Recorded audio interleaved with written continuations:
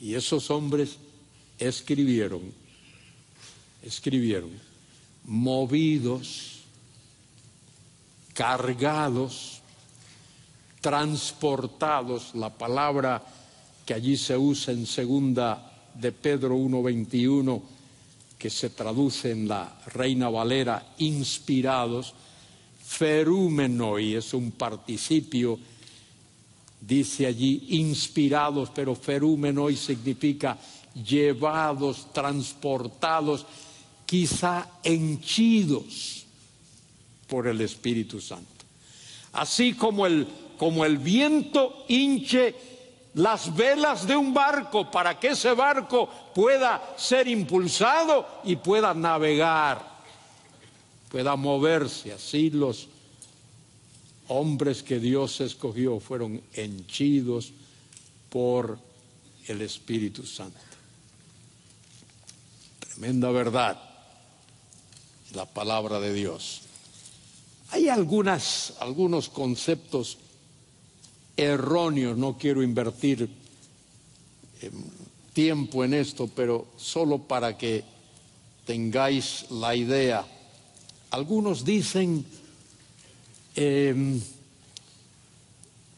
¿cómo se determina el canon?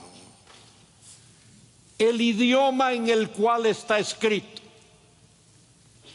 Si el libro fue escrito en hebreo, eso determina. Hablo del Antiguo Testamento. Pero eso no es correcto. Porque Daniel, por ejemplo, Daniel 2:4 al 7:28, fue escrito en el idioma arameo. El arameo era el idioma de los gentiles. El arameo era el idioma de los babilonios. El arameo era la lengua franca de aquellos tiempos. Y no solo Daniel, sino hay versículos en Esdras que están escritos en arameo y incluso en el libro del profeta Jeremías. De manera que no parece correcto decir que porque el libro hubiese sido escrito en arameo, en hebreo, eso determina su canonicidad. Se ha dicho también que el libro tenía que ser necesariamente estar en conformidad con la Torá. La Torá son los primeros 5 libros, el Pentateuco, Génesis, Éxodo, Levítico, Números y Deuteronomio. Y si bien es cierto que todos los libros canónicos del Antiguo Testamento se conforman a la Torá, a los libros escritos por Moisés, eso es cierto. Es cierto también que hubo algunos libros, por ejemplo, Primero de Macabeos, que se conforma a la Torá, pero no es canónico. Porque el libro canónico, además de conformarse a la Torá, tenía que ser escrito por un profeta o por alguien avalado por un profeta, y durante ese periodo en el cual hubo profetas. Y ese periodo termina por el año 400 antes de Cristo, con Malaquías, los libros escritos posteriormente a los que llamamos libros apócrifos. La palabra apócrifo significa recóndito o escondido. La palabra revelado, Apocalipsis, es una cosa, apócrifo, recóndito o escondido. Hubo en ese periodo de 400 años que transcurre entre Malaquías y digamos Juan el Bautizador, 400 años durante los cuales el pueblo de Dios está pidiendo a Dios, rogando a Dios que les envíe un profeta. El pueblo necesita un profeta porque un profeta representa a Dios delante de los hombres y les da la palabra de Dios. ¿Cuál es el concepto correcto de la canonicidad? ¿Qué es lo que hace que un libro sea de verdad canónico? Que pertenezca al canon.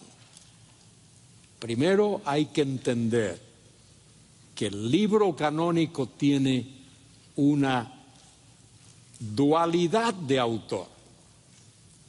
Tiene un autor humano, que es el que escribe,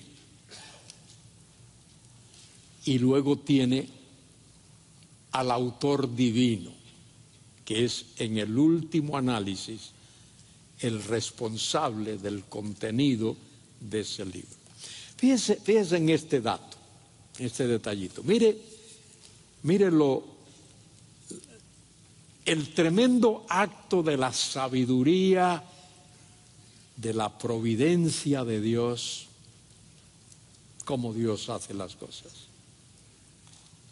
La Biblia es la revelación de Dios para el hombre.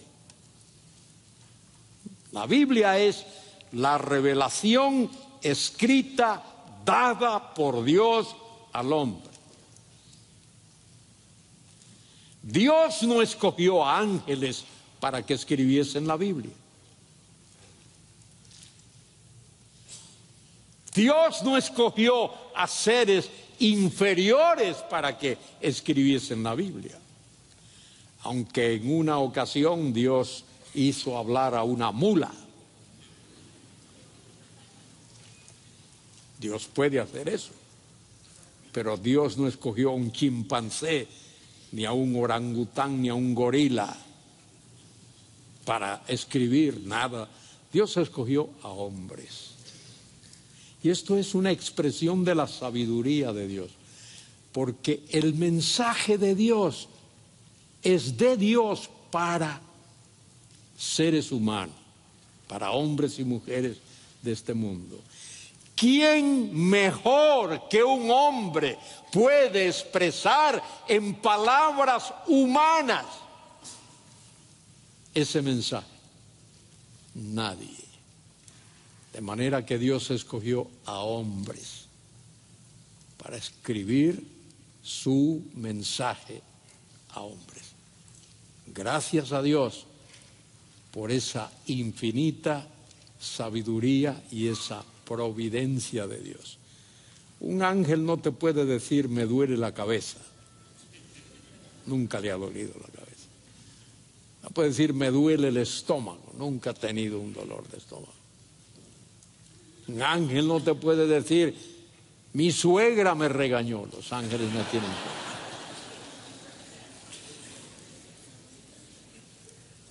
La gente abusa de las suegras, tan buenas que son las suegras. Yo tuve una magnífica suegra.